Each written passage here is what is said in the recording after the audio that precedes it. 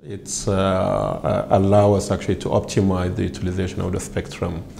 For instance, in instances where given a certain frequency range, you can only carry one TV channel. Through digitalization, you can carry much more, 8 if not more. So that's why it's important. As you know, it's spectrum or frequencies are scarce.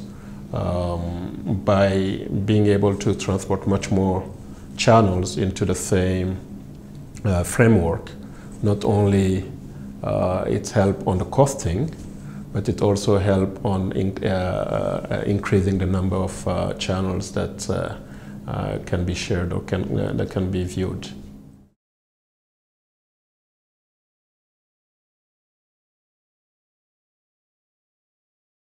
SCS has been leading this effort for quite some time. As you know, SCS has started even in the broadcasting industry, and we were among the first to bring broadcasting on television on satellites. We were among the first also who moved from analog to digital. We were among the first who moved also from just basic digital to HD, etc., etc. So there is a natural, it's maybe even one of the areas where satellites is at its best. It's really to transport television and linear television.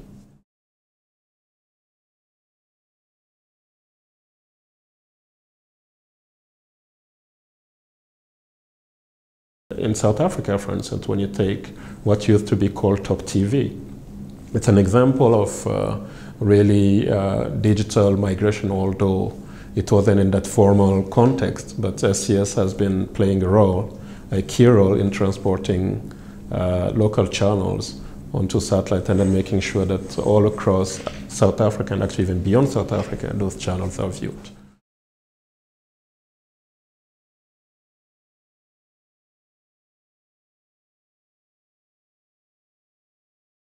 And that's where companies like ours, with again the expertise that we have developed, and also we have brought really the main stakeholders to the table. We have discussed various ways of helping countries who believe that we can be of assistance meet that deadline of mid-2015. So we can still do it. We are available. We are more than willing to be part of this transformation on the continent.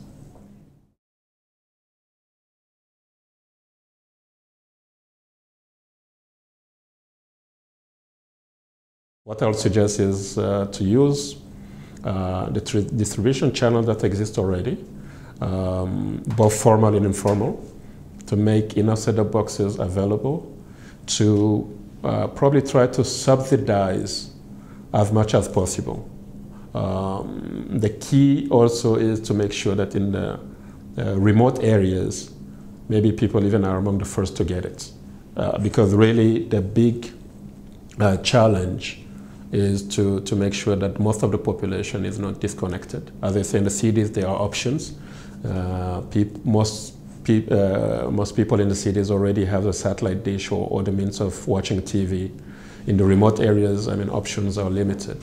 So I'll focus more on the remote areas. That's also where you have most of the population.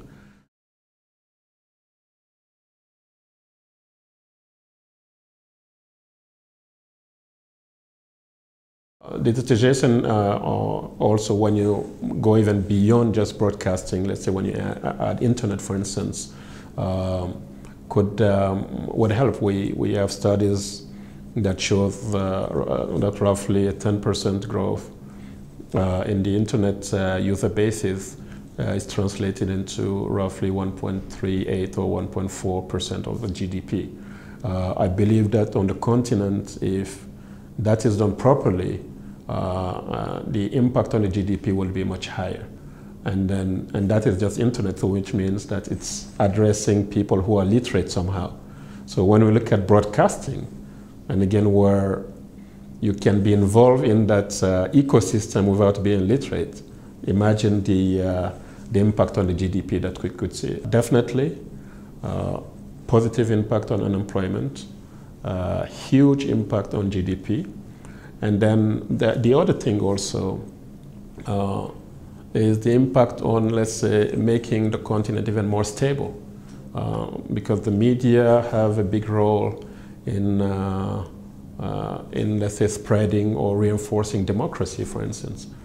Today, only few people have access to information. So through a medium that they can relate to, connect to, which is again image, which is broadcasting, I think more people will be accessible, will have enough information to make their own choices, will have access to hundreds of channels, thematic channels, not only movies or sport channels. I think there will be a lot of thematic channels focusing on health, agriculture, education, you name it. People will be creative enough, to make a lot of good content and African-centric content, so content that people can really understand and then consume.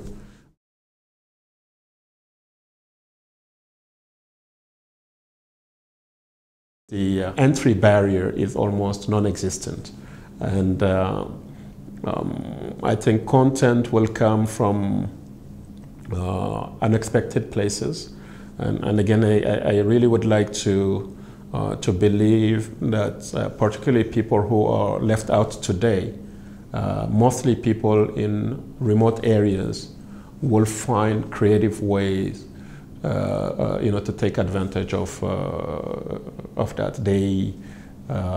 It will have a huge impact on our economy. And by the way, I'll even go further. The example that you have given again are examples coming to us from the Western world. We're going to reverse that trend. Africa is going to also contribute. I mean, don't be surprised to see in a few years African content actually leading the way, in many Western countries.